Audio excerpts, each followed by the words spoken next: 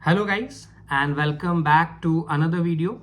तो last class में हमने एक बहुत ही डिटेल डिस्कशन करा था about the natural vegetation of Rajasthan और उसके अंदर हमने डिस्कस करा था about the different types of vegetation, different types of forest, उनका डिस्ट्रीब्यूशन, क्लाइमेटिक कैरेक्टरिस्टिक्स, उसके अलावा कौन कौन से कंजर्वेशन प्रोग्राम्स चलाए जा रहे हैं, कौन कौन से अवार्ड्स दिए जा रहे हैं for the conservation and plantation. उसके अलावा हमने फॉरेस्ट पॉलिसी को बहुत ज़्यादा डिटेल में डिस्कस करा था, फॉरेस्ट रिपोर्ट को हमने बहुत ज़्यादा डिटेल में डिस्कस करा था। तो एग्जामिनेशन पॉइंट ऑफ व्यू से जितना भी इंपॉर्टेंट था natural vegetation point of view से हमने लास्ट क्लास में डिस्कस कर लिया था। आज की इस क्लास में हम डिस्कस करेंगे about the biodiversity and it's conservation. अब सबसे पहले एक मन में क्वेश्चन आता है कि बायोडाइवर्सिटी में हम आज की क्लास में क्या डिस्कस करने वाले हैं। तो फ्लोरा से रिलेटेड जितना भी पार्ट था अबाउट द डिफरेंट श्रब्स हो गई, डिफरेंट ट्रीज हो गए, डिफरेंट वेजिटेशन हो गई, वो सब हम लास्ट क्लास के अंदर नेचुरल वेजिटेशन की क्लास के अंदर हमने डिस्कस कर लिया था। आज फौना से रिलेटेड या वाइल्ड लाइफ से रिलेटेड जितनी भी डिटेल्स होगी या जितने भी फैक्ट्स होंगे उनको हम आज की क्लास के अंदर डिस्कस करेंगे। अगर हम कंजर्वेशन की बात करें तो सबसे पहले तो राजस्थान का जो रैंक है वो वाइल्ड लाइफ डाइवर्सिटी के अंदर वो सेकंड आता है, फर्स्ट पे आसाम है इन terms of wild life diversity. तो अगर आप देखोगे यहाँ पे बायोडाइवर्सिटी एंड कंजर्वेशन तो Rajasthan rank second in wild life diversity, first number पे आसाम आता है। और राजस्थान को हंटर्स पैराडाइज भी बोला जाता है क्योंकि हिस्टोरिकली अगर आप राजस्थान की लोकेशन देखोगे उस वजह से राजस्थान को हंटर्स पैराडाइज बोला जाता है। अगर हम वाइल्ड लाइफ कंजर्वेशन की बात करें तो वाइल्ड लाइफ कंजर्वेशन बेसिकली दो टाइप्स के अंदर होता है। एक होता है इन सिटू कंजर्वेशन। इन सिटू कंजर्वेशन क्या होता है कि जब आप किसी भी वाइल्ड लाइफ की हैबिटेट को चेंज ना करो, उनके नेचुरल हैबिटेट को वैसा ही रहने दो और उनका नेचुरल हैबिटेट के अंदर ही अगर आप कंजर्वेशन करते हो उसको इन सिटू कंजर्वेशन बोलते हैं। वो कैसे कर सकते हो आप, जैसे पर्टिकुलर एरिया है उसको आपने नेशनल पार्क डिक्लेयर कर दिया, टाइगर प्रोजेक्ट डिक्लेयर कर दिया टाइगर्स के लिए, या कोई भी एनिमल प्रोजेक्ट डिक्लेयर कर दिया, वाइल्ड लाइफ सेंचुरीज क्रिएट कर दी, कंजर्वेशन रिजर्व डिक्लेयर कर दिया। तो ये सारी जो पार्ट्स है ये इन सिटू कंजर्वेशन के, जब आपने क्या करा नेचुरल हैबिटेट को चेंज नहीं करा, वाइल्ड लाइफ के साथ छेड़छाड़ नहीं करी, वो जहां रह रहे हैं उसी एरिया के अंदर आपने कंजर्वेशन करना स्टार्ट कर दिया, वो हो गया आपका इन सिटू कंजर्वेशन। एक होता है वो था आपका एक्स सिटू कंजर्वेशन, यानी कि आप उनके नेचुरल हैबिटेट से बाहर जाके अगर उनको आप कंजर्व कर रहे हो तो वो एक्स सिटू कंजर्वेशन होता है। जैसे कि आपने जू बनाया, अब जू के अंदर आपको टाइगर्स भी देखने को मिलेंगे लेकिन वो उनकी नेचुरल हैबिटेट नहीं है, हम उन्हें उनकी नेचुरल हैबिटेट से बाहर लेके आए हैं कंजर्व करने के लिए। तो जू हो गया, डियर पार्क्स हो गए या बायोलॉजिकल पार्क्स हो गए, ये सारे एक्स सिटू कंजर्वेशन के पार्ट है। एक ब्रीडिंग सेंटर्स भी होते हैं, ये एक्स सिटू कंजर्वेशन के अंदर ही आते हैं। तो ये आप इंपॉर्टेंट है, ये भी आप मार्क कर सकते हो कि जो एक ब्रीडिंग सेंटर्स बनाए गए हैं ग्रेट इंडियन बस्टर्ड के लिए, ये ग्रेट इंडियन बस्टर्ड जो है इसको गोडावन भी बोलते हैं, ये राजस्थान की स्टेट बर्ड है। तो इसका एक ब्रीडिंग सेंटर बनाया गया है कंजर्वेशन के लिए सम जैसलमेर के अंदर। तो ये इंपॉर्टेंट है, इसको प्लीज आप मार्क कर लेना एंड इसको आप याद जरूर से रखना कि ब्रीडिंग सेंटर जो गोडावन का या ग्रेट इंडियन बस्टर्ड का है वो कहाँ पे है, तो वो सम जैसलमेर के अंदर है। अब हम स्टार्ट करेंगे कंजर्वेशन को पढ़ना कि बायोडाइवर्सिटी को हम राजस्थान में कैसे कंजर्व कर रहे हैं। तो हम पहले इन सिटू कंजर्वेशन स्टार्ट करेंगे और हम नेशनल पार्क से स्टार्ट करने वाले हैं। तो राजस्थान के अंदर हमारे पास टोटल 3 नेशनल पार्क है, ठीक है। सबसे पहला नेशनल पार्क कौन सा हमारे पास, तो वो है रणथंबोर नेशनल पार्क। ये 1980 के अंदर नेशनल पार्क बना था, सवाई माधोपुर डिस्ट्रिक्ट के अंदर है ये, ठीक है। ये first and largest national park है राजस्थान का और ये लोकेटेड है बनास और चंबल रिवर के अलोंग, ठीक है। अब इसका अगर आप देखोगे हिस्टोरिकली तो इसको as a wild life sanctuary बनाया गया था 1955 के अंदर, लेकिन इसको टाइगर रिजर्व डिक्लेयर कर दिया 1973 के अंदर। इंडिया के अंदर टाइगर प्रोजेक्ट स्टार्ट हुए थे 1973 से ही, और जैसे ही इंडिया के अंदर टाइगर प्रोजेक्ट स्टार्ट हुए हैं वैसे ही रणथंबोर को भी टाइगर प्रोजेक्ट्स का पार्ट बना दिया गया था। इसीलिए हम रणथंबोर नेशनल पार्क को होम ऑफ टाइगर्स भी बोलते हैं क्योंकि टाइगर्स यहाँ पे बहुत अच्छे नंबर के अंदर है। इसके अलावा टूरिस्ट अट्रैक्शन कौन कौन सी है रणथंबोर नेशनल पार्क के अंदर, तो एक हमारे पास रणथंबोर फोर्ट, एक है त्रिनेत्र गणेश टेम्पल। जब हम आर्ट एंड कल्चर पढ़ेंगे हम डिफरेंट टेम्पल्स के बारे में पढ़ेंगे तब एक डिटेल डिस्कशन करेंगे about the Trinetra Ganesh temple. ये इस यहीं पर ही एक श्री गणेश फेयर भी ऑर्गेनाइज होता है जो भाद्रपद शुक्ल चतुर्थी को होता है, जिसको हम गणेश चतुर्थी भी बोलते हैं। इसके अलावा जोगी महल, पद्म तालाब, मलिक तालाब और रानी हाड़ीगुंड, ये सारे जो है रणथंबोर नेशनल पार्क के ही टूरिस्ट अट्रैक्शन है। एक जो इंपॉर्टेंट चीज आपको याद रखनी है वो है कैलाश साकला जी, इनको हम टाइगर मैन ऑफ इंडिया भी बोलते हैं। इन्होंने 2 बुक्स भी लिखी है टाइगर के ऊपर जिनका नाम है the tiger and the return of tiger. ये जोधपुर से बिलोंग करते थे। तो इन्होंने ऐसा कहते हैं कि बहुत ज्यादा कंट्रीब्यूशन करा है रणथंबोर को as a national park recognise कराने के लिए और टाइगर प्रोजेक्ट के अंदर भी कराने के लिए। इंडिया के अंदर जो टाइगर प्रोजेक्ट है वो भी इनकी कॉन्ट्रीब्यूशन से ही स्टार्ट हुआ है। तो कैलाश साकला ये नाम आपको हमेशा याद रखना है, ठीक है, तो पहला और सबसे लार्जेस्ट नेशनल पार्क इंडिया का राजस्थान का कौन सा है, वो है रणथंभौर नेशनल पार्क, जो कि सवाई माधोपुर डिस्ट्रिक्ट के अंदर है। ठीक है, दूसरा नेशनल पार्क कौन सा हमारे पास, तो वो है केलादेवी नेशनल पार्क 1981 के अंदर, जो कि भरतपुर के अंदर है। ठीक है, अब आप देखोगे हिस्टोरिकली जो केलादेवी नेशनल पार्क था ये as a bird sanctuary develop हुआ था। तो 1956 के अंदर ये डेवलप हुआ था एज गाना बर्ड सेंचुरी या भरतपुर बर्ड सेंचुरी, इसीलिए इसको हम पैराडाइज ऑफ बर्ड्स भी बोलते हैं, क्योंकि बर्ड्स डाइवर्सिटी बहुत ज्यादा है यहाँ पे। ठीक है, उसके बाद में इस केलादेवी नेशनल पार्क को ही रामसर साइट डिक्लेयर कर दिया था 1981 के अंदर।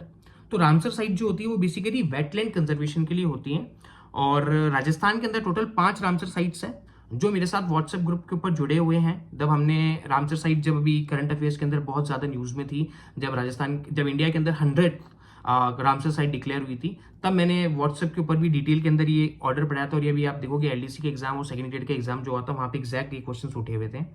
तो राजस्थान के अंदर हमारे पास 5 रामसर साइट्स हैं। पहली रामसर साइट कौन सी थी राजस्थान के अंदर, वो केलादी नेशनल पार्क थी 1981 के अंदर। दूसरी 1991 के अंदर सांबर लेक को डिक्लेयर करा गया था। थर्ड खिंचन थी 5 जून 2025, ये फलोदी डिस्ट्रिक्ट के अंदर है। चौथी मीनार उदयपुर के अंदर है 5 जून 2025 को ही। और लेटेस्ट और 5th सिलीसेड लेक जो कि अलवर के अंदर है 12 दिसंबर 2025 को रामसर साइट। तो राजस्थान के अंदर टोटली 5 रामसर साइट है। पर्सनली मेरे को एग्जामिनेशन पॉइंट ऑफ व्यू से बहुत ज्यादा इंपॉर्टेंट लगती है, क्योंकि करंट का टॉपिक भी है। क्योंकि रिसेंटली भी अगर आप करंट अफेयर्स में देखोगे तो इंडिया के अंदर टोटल 100 रामसर साइट हो गई है, जो एक वाइल्ड लाइफ सेंचुरी थी जो कि उत्तर प्रदेश के अंदर है, उसको 100 वाइल्ड लाइफ सेंचुरी, उसको 100 रामसर साइट डिक्लेयर करा है। तो ये 5 आपको ऑर्डर के साथ में याद होनी चाहिए। ठीक है, तो रामसर साइट केलादी नेशनल पार्क को 81 में डिक्लेयर करते हैं। उसके अलावा जो केलादी नेशनल पार्क है ये मॉन्ट्रिक्स रिकॉर्ड के अंदर भी इंक्लूडेड है, और 1985 के अंदर इनको यूनेस्को वर्ल्ड हेरिटेज साइट के अंदर भी इंक्लूड कर लिया गया है। अभी रिसेंटली 2 दिन पहले शायद मैंने ग्रुप में अपडेट करा था कि यूनेस्को वर्ल्ड हेरिटेज साइट के अंदर कि राजस्थान के अंदर टोटल 9 साइट्स हैं जो कि यूनेस्को वर्ल्ड हेरिटेज साइट का पार्ट है। उनमें से जो ओनली नेचुरल हैबिटेट वाली साइट है वो केलादी नेशनल पार्क है, तो यूनेस्को वर्ल्ड हेरिटेज साइट का भी पार्ट है। ये राजस्थान का स्मॉलेस्ट नेशनल पार्क है इन टर्म्स ऑफ एरिया। यहाँ से बाणगंगा रिवर और गंभीरी रिवर फ्लो होती है, और इसी गंभीरी रिवर पे एक आजान डैम बना हुआ है जो कि इसी नेशनल पार्क के अंदर है। तो अगर एग्जाम में आपसे पूछ लिया जाता है नेशनल पार्क और डैम्स को आप अरेंज करो, तो आपको याद होना चाहिए जो आजान डैम है ये केलादी नेशनल पार्क के अंदर है, गंभीरी रिवर के ऊपर। ठीक है, यहीं पर ही अकेशिया और कदम्ब ट्री भी फाउंड होते हैं। उसके अलावा एक नाम जो आपको याद रखना है वो याद रखना आपको डॉक्टर सलीम अली। जैसे हमने कैलाश साकला जी का नाम याद रखा था for the tiger man of India की टाइगर कंजर्वेशन के लिए, उन्होंने बहुत बहुत ज्यादा काम करा है। वैसे ही डॉक्टर सलीम अली जी जो है ये great bird man of India है, तो इन्होंने बर्ड कंजर्वेशन के लिए बहुत ज्यादा काम करा है। तो ये चीज आपको याद होनी चाहिए। थर्ड जो नेशनल पार्क है राजस्थान का वो है मुकुंदरा हिल्स नेशनल पार्क, जो कि कोटा और झालावाड़ के अंदर है। 2012 के अंदर इसको डिक्लेयर करा था। ये थर्ड नेशनल पार्क है राजस्थान का, और थर्ड टाइगर प्रोजेक्ट है राजस्थान का। अब एक चीज मैं यहाँ पे नोट लगा के आप सबको लिखवाना चाहता हूं, तो मैं चाहता हूं आपको लिख लो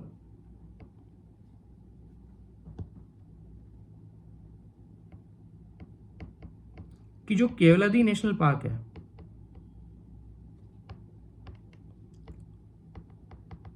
ये टाइगर प्रोजेक्ट के अंदर इंक्लूड नहीं है। ठीक है, ये चीज आपको ध्यान रखनी है। तो राजस्थान में टोटल हमारे पास 5 टाइगर प्रोजेक्ट या 5 टाइगर रिजर्व है, उसमें इकलौता केलादी नेशनल पार्क है ये टाइगर प्रोजेक्ट के अंदर इंक्लूडेड नहीं है। ऑल्दो ये रामसर साइट का पार्ट है, ऑल्दो ये मॉन्ट्रिक्स रिकॉर्ड का पार्ट है, ऑल्दो ये यूनेस्को वर्ल्ड हेरिटेज साइट के अंदर भी इंक्लूड है, लेकिन ये टाइगर प्रोजेक्ट का पार्ट नहीं है। 3 नेशनल पार्क में से केवल 2 ही टाइगर प्रोजेक्ट के पार्ट है। कौन कौन से, एक तो रणथंभौर नेशनल पार्क हो गया, और एक अभी ये मुकुंदरा हिल नेशनल पार्क हो गया। केलादी नेशनल पार्क जो ये टाइगर प्रोजेक्ट का पार्ट नहीं है, तो इस चीज को याद रखना।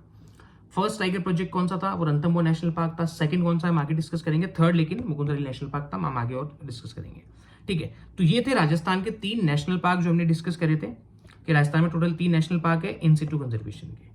अब हम डिस्कस करेंगे राजस्थान में वाइल्ड लाइफ सेंचुरी जो टोटल 26 है।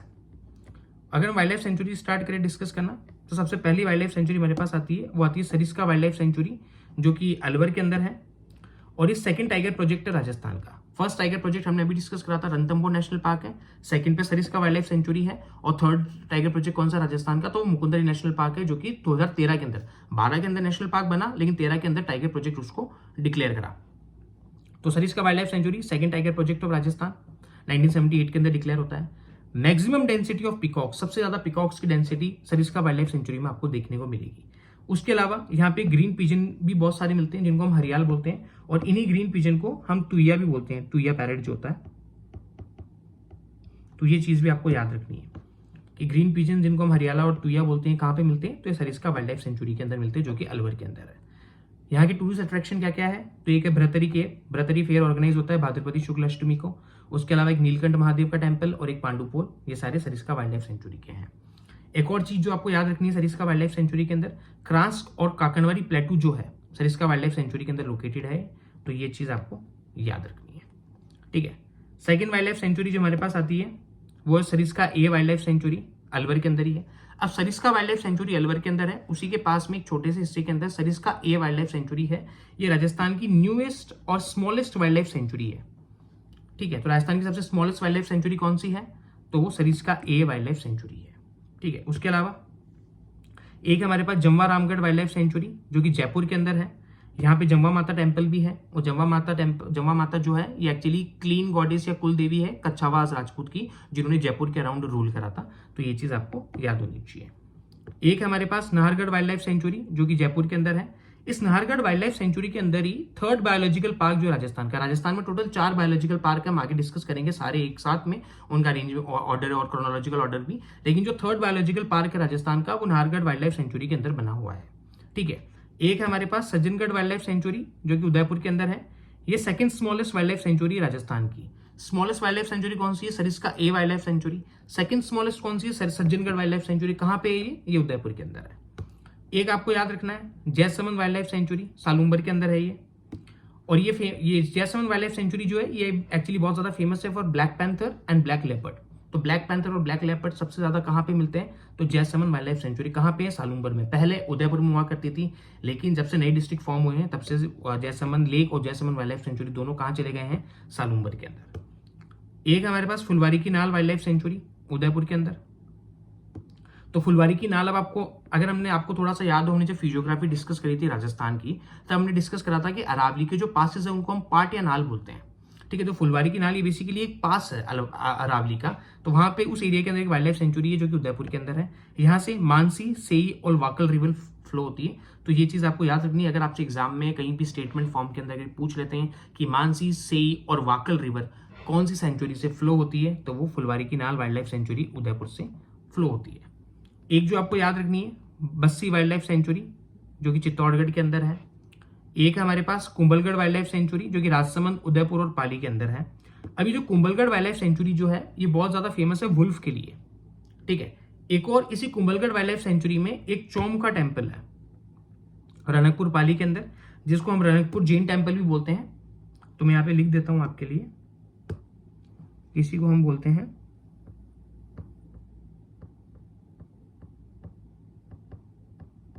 रनकपुर जैन टेम्पल।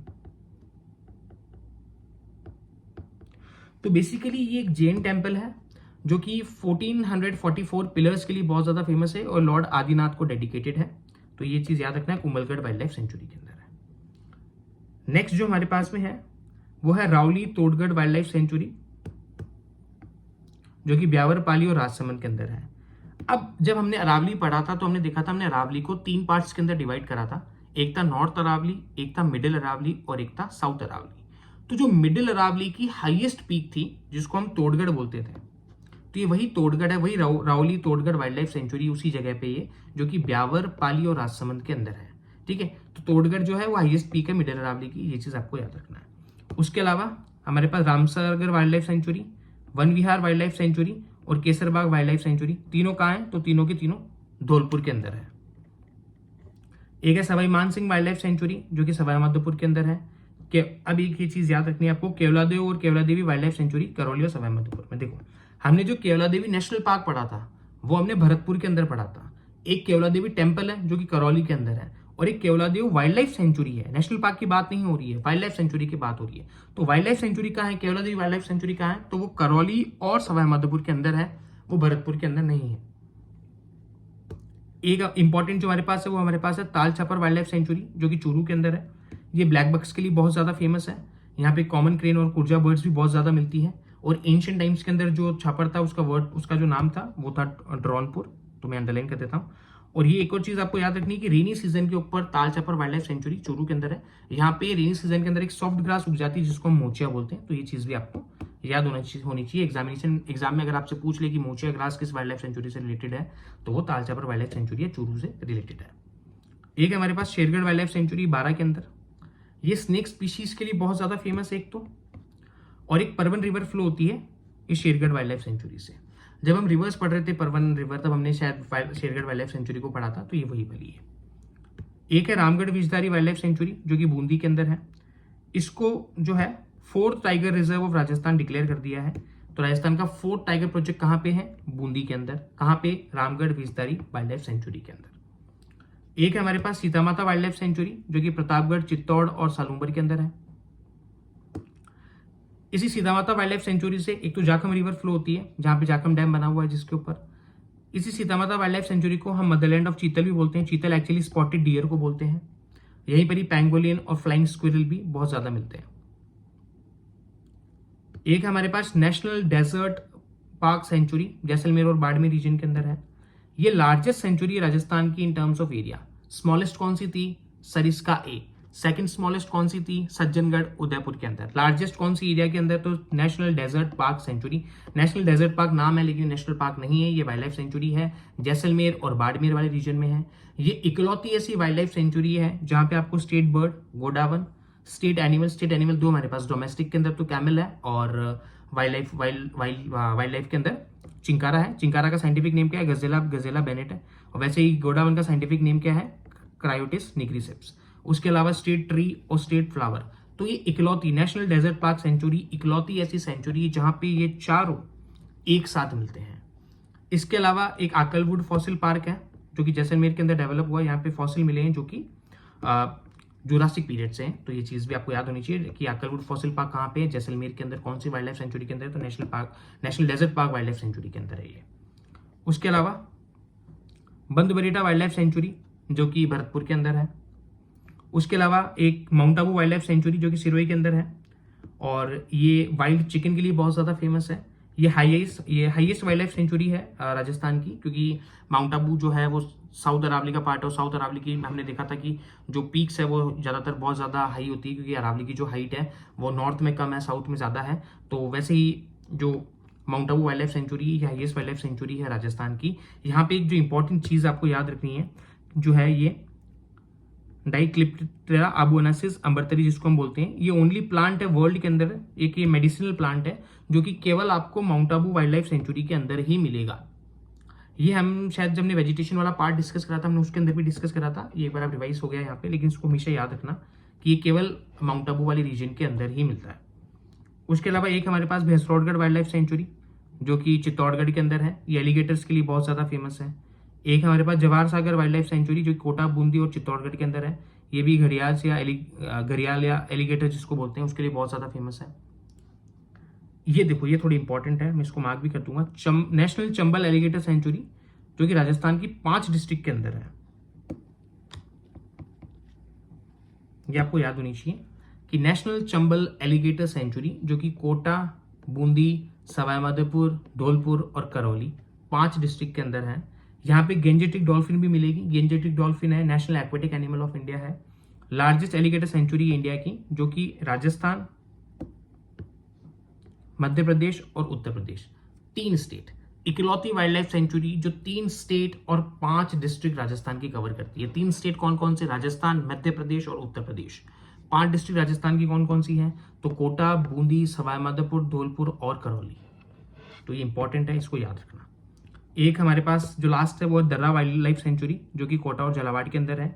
इस दर्रा वाइल्ड लाइफ सेंचुरी के अंदर एक तो गागरोनी पैरेट मिलता है जो कि झालावाड़ वाले रीजन में मिलता है, और इसी दर्रा वाइल्ड लाइफ सेंचुरी में एक अबलामिनी पैलेस है जो कि कोटा के अंदर है। तो ये टोटल 26 वाइल्ड लाइफ सेंचुरीज थी राजस्थान की जो हमने अभी डिस्कस करी है। तो इनमें कुछ इंपॉर्टेंट है हमारे पास, जैसे कि एक सरिस्का वाली इंपॉर्टेंट है हमारे लिए। एक इसके अलावा जैसे आपको ताल छापर, यहाँ से फ्लाइंग स्क्विरल वाला क्वेश्चन ताल छापर है, ब्लैक बक्स के लिए बहुत ज्यादा फेमस है, ये क्वेश्चन इसके ऊपर बन सकता है। परवन रिवर शेरगढ़ से निकलती है। रामगढ़ विजधारी 4 टाइगर प्रोजेक्ट आपको याद होना चाहिए। Sita Mata wild life sanctuary flying squirrel वाला क्वेश्चन बनता है यहाँ से। National desert park sanctuary largest in terms of area. ये कि नेशनल चंबल एलिगेटर सेंचुरी है आपको, तो ये थी वाइल्ड लाइफ सेंचुरी। इसके बाद हम जो डिस्कस करेंगे, हम डिस्कस करेंगे अबाउट द टाइगर प्रोजेक्ट और टाइगर रिजर्व ऑफ राजस्थान। तो राजस्थान या इंडिया के अंदर जो टाइगर प्रोजेक्ट थे वो स्टार्ट हुए थे 1973 से, और जैसे ही 1973 से टाइगर प्रोजेक्ट स्टार्ट हुए इंडिया के अंदर, राजस्थान में रणथंभौर टाइगर प्रोजेक्ट को उसके अंदर इंक्लूड कर लिया था 1973 के अंदर ही। तो अभी राजस्थान के अंदर टोटल 5 टाइगर रिजर्व है। कौन कौन से हैं? तो एक हमारे पास रणथंभौर नेशनल पार्क जो कि 1973 में ही इंक्लूड हो गया था। सरिस्का टाइगर रिजर्व 1978 में इसको इंक्लूड कर लिया था। मुकुंदरा हिल टाइगर प्रोजेक्ट 2013 के अंदर। रामगढ़ विजधारी टाइगर प्रोजेक्ट जो कि बूंदी के अंदर वाइल्ड लाइफ सेंचुरी है, और एक है धौलपुर करौली टाइगर प्रोजेक्ट। तो राजस्थान में ये 5 टाइगर प्रोजेक्ट है। मैं यहाँ पे भी लिख देता हूँ, इसमें कंफ्यूज मत होना कि जो केवला देवी नेशनल पार्क है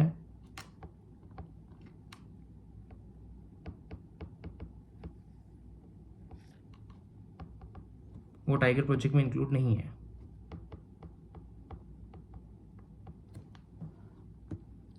ठीक है, तो अभी हम इन सिटू कंजर्वेशन डिस्कस कर रहे हैं। हमने नेशनल पार्क्स को डिस्कस कर लिया, हमने वाइल्ड लाइफ सेंचुरीज को डिस्कस कर लिया, हमने टाइगर प्रोजेक्ट्स को भी डिस्कस कर दिया।